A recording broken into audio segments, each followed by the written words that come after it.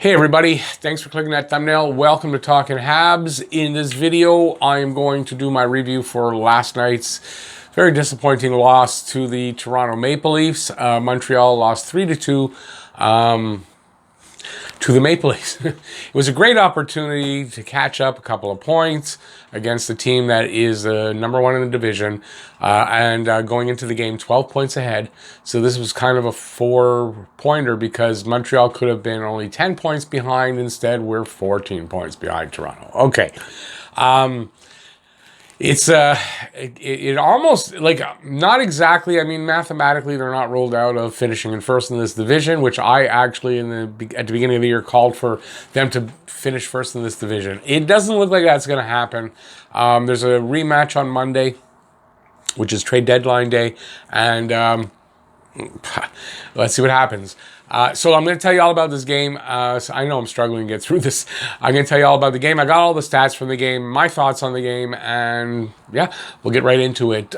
Before we do that, though, if you're a Habs fan like I am and disappointed in that loss last night, and you want to see more videos like this and hopefully more wins, also previews and live casts and all different kinds of videos about the Habs, subscribe, ring that notifications bell. That's going to get you your daily fix of Bleu Blanc Rouge right here at Talkin' Habs. And if you have any comments about the game, about the video, leave a comment in the comment section. Give a thumbs up if you like the video, and let's get into the video. So, like I said, very disappointing loss, 3-2 loss for Montreal. Austin Matthews got the first goal. So, just for the guess the score contest, because I do a guess the score contest. If you guess the score of the game and the first goal scorer of the game, you win a prize. Nobody got it right. So, unfortunately, I did have Matthews for the goal scorer, but I had 4-3 Montreal, so definitely didn't have the game.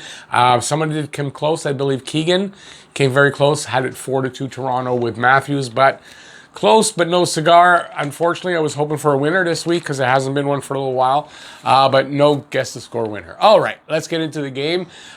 Game started off with a bang. Now, when I live cast this, and I was struggling to find a stream online that was working, and so I thought I had one, and I don't know what it was showing, but I didn't start the game on time.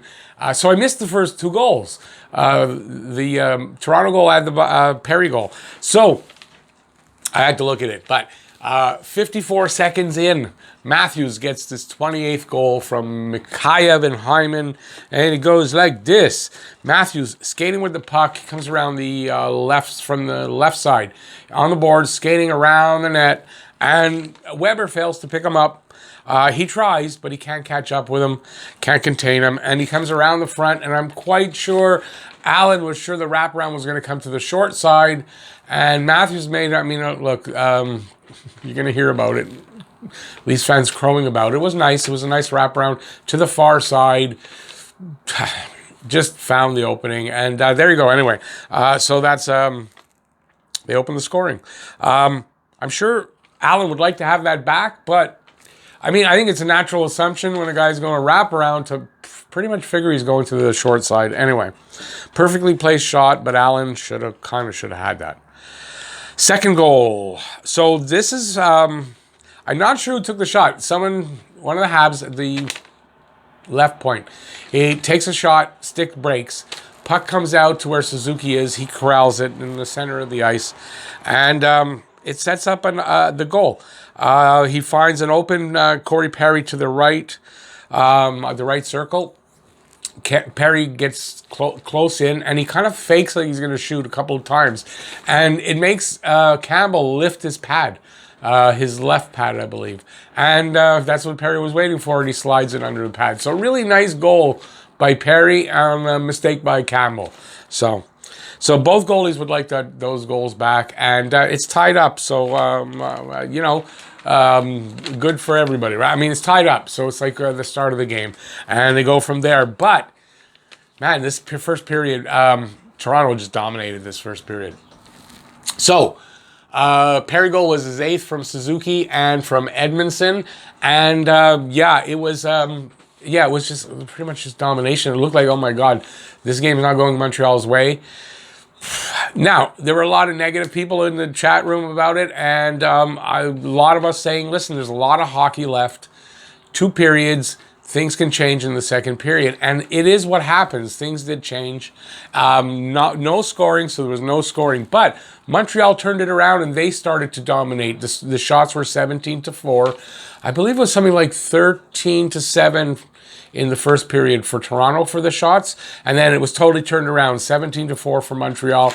Like, Toronto didn't get their second shot in the second period till really late in the period. So, but no scoring came of it, and that's probably, if you want to look back at it, that's where Montreal lost this game, because the way they were playing, if they could have connected at least one, they could have had 2, and it didn't happen. And that's probably where they really lost it there. Third period, 2:32 in, so it's kind of a turnaround again, but not really consistent. I found the third period, the edge was to Toronto, but I thought at points Montreal also dominated a bit. And I wrote that here. We'll go over it, I guess.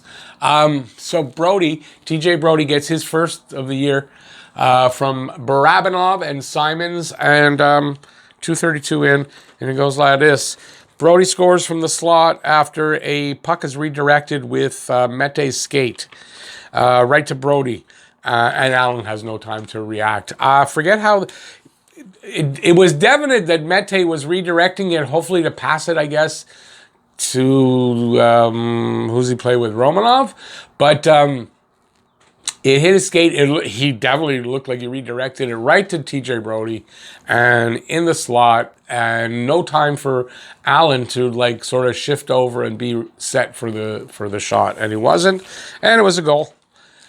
Next one after that is about 8 minutes later. Hyman gets his 13th from Matthews and Marner, and the 3 of those guys break in, cross the line. It's a 3-on-2, and basically Hyman's he gets an easy tap in by being the trailer on a passing play with Matthews and Marner.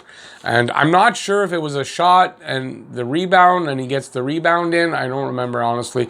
Or he's just the beneficiary, you bet that's the word, of a passing play, and he's the trailer on the play.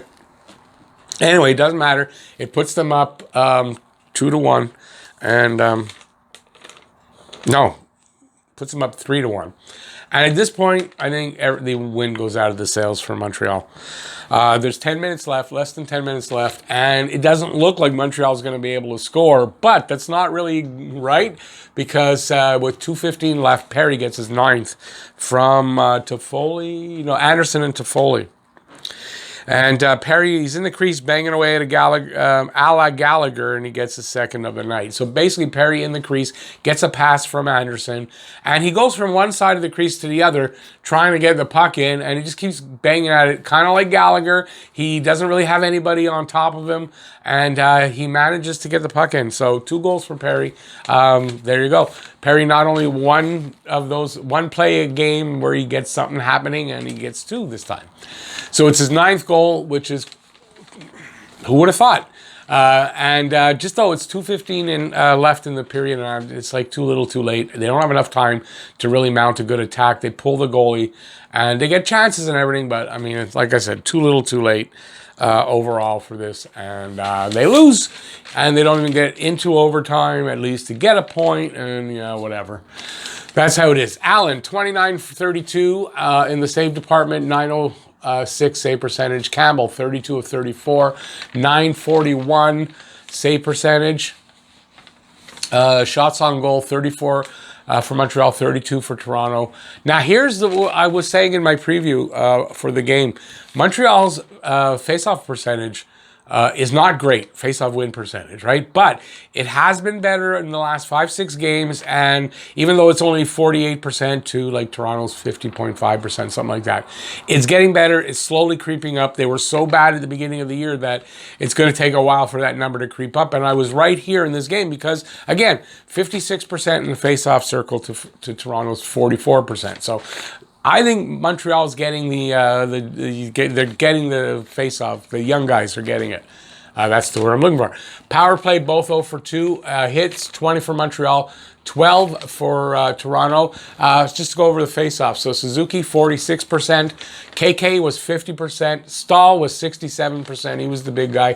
Deneau, 53%. And Evans at 60%. So Nick Suzuki actually has been much better lately and has been over that 50% lately. So, but even at 46%, it's not bad considering how bad he has been in a lot of games. So their face-offs starting to come around, and if they can get into the playoffs, I say if because I'm disappointed in this game. When they get into the playoffs, that's going to be a big bonus to have that the young guys are getting it when it comes to faceoffs. Habs stars of the game. Number 3, I thought Romanov had a really good game. Just doing the right things, making defensive plays. I don't blame him on that Mete skate. I mean, he was on the ice for the goal, but he had nothing he could do about that, so don't blame him there. He was always kind of from the point, like taking shots, trying to set up some plays. Like I thought he had a good game, so I didn't find too many guys to put for the stars, so I gave him a star. Now, Corey Perry, definitely 2 goals, had a good game, tried to get this team going early and late, and it didn't seem to work, but good on him, and he gets the second star. And first star, I mean, Jake Allen. If it wasn't for Jake Allen, this probably would have been a 5 or 6-1 game. And yeah, that's probably what it would have been. So Jake Allen, again, very excellent, great. I'll say great. Jake Allen was great. I don't know that he plays today. I'm filming this. It's back-to-backs. I don't know that he does, and I don't know that he doesn't. It's probably going to be Primo because if Price is not ready to go Saturday, then that means Allen will be playing 3 games in 4 nights. Or you're playing Primo on Saturday. And if you're going to play Primo on Saturday, why not play him tonight? So, I said maybe it's not going to be Primo, but I think maybe it will be now today. Somebody wrote something that made a lot of sense to me. So I think maybe we're going to see Primo. So we'll see what happens. I'm going to be doing a preview right after this one. First, like I said, was dominated by the Leafs. I mean, it was definitely dominated by the Leafs. And the second was dominated by Montreal. And then in the third, Montreal could have taken control here. But they just don't have an answer. Right now, they don't have an answer to Matthews and Marner. They just don't. And couldn't seem to solve Campbell. Campbell is definitely a goalie that Montreal has a difficult time with. So it was an edge to the Leafs because it kind of bounced back and forth who was kind of dominant in that period. But I'll give it the edge to the Leafs because they scored more. And and like I said, too little too late. Allen was great. He kept the Habs in the game. D, too slow and immobile. They were too slow and immobile last night. Weber on that first goal. Couldn't catch up. Now, I mean, he's older than Matthews, obviously, so showing a little bit that, Weber doesn't have the speed. Neither does Edmondson. Yeah, in more games than not, that D is slow and immobile. So we need a top 4 left side D, puck mover, and fast that can keep up with the fast opposition like Toronto. And if we can get that, that would be great. Trade deadline's coming up. And it's time to start talking. Everybody's talking now about it. Weber has to move down in the pairings, or at least maybe manages his minutes better, and maybe at the same time get him that left D. If you're going to keep him at number one D on this team, get him somebody on the part. Like Edmondson's great. I have no problem with Edmondson, but get Weber, a guy that's a puck mover. He needs a guy that can skate and can move the puck. That, to me, is what you got to do. So if you're not doing that, move him down in the pairings. Manage his minutes. 2 things we need to be addressed, in my opinion, and that's that left side puck-moving defenseman. Got to be a top 4 guy at least, and preferably a guy that, Petry's number 2 or number 1, and then it's Weber Petry. So he's got to be a number 3 or number 4 defenseman. 2, offensive consistency from game to game is just not there. Even though their numbers are good overall with the goal scoring and everything, but game to game, that consistency is not there. I've asked this when Julian was still coach, why do they run into so many hot goalies? They don't you find they keep running into hot goalie? How can that be that every night they run into a hot goalie? I don't get that. And that hasn't changed much since Julian fired. Julian was 9-5-4 at the time he was fired. And Ducharme is 8-5-5 currently. But I saw some of the stats. Their winning percentage is virtually the same. But the better stats are goals against are down. Goals are down a little bit, but just minorly down. And the power play is up by like 7 points. So the power play being 7 percentage points higher, that's a big thing. The problem is the record isn't much better, not better at all actually. And but the play is better, and you can see that it's going to get better, and you can see a lot of brighter days ahead where you didn't really see that with Julian. So there you go. I just thought I'd show you the comparison there. And I guess that's it. That's all I got for you. So there, if you liked the video, please give it a thumbs up. If you have any comments, leave a comment in the comment section. As you can see, not my happiest video. Sorry about that. Also, if you're new to the channel, please subscribe, ring that notifications bell, and that'll get you your daily fix of Blue, Blanc, Rouge right here at Talking Habs. So the next game is tonight. There's not going to be a lot of time in between this review coming out and the game. It's here in Montreal against Winnipeg. So it's a 7 o'clock start. I'll be on the air at 6:35. Hopefully you'll check out the live cast. And that's it. Hopefully it's a better result tonight. We should. I have a feeling we will see Caden Primo in net. And we'll go from there. If we see Allen starting tonight, I think that bodes well that Price will be back on Saturday. So there you go. Thanks for watching, everybody. Please stay safe out there. I'm going tomorrow for my vaccine. So yay. And yeah, peace out, y'all. Have a good one. See you next video. Bye, everybody.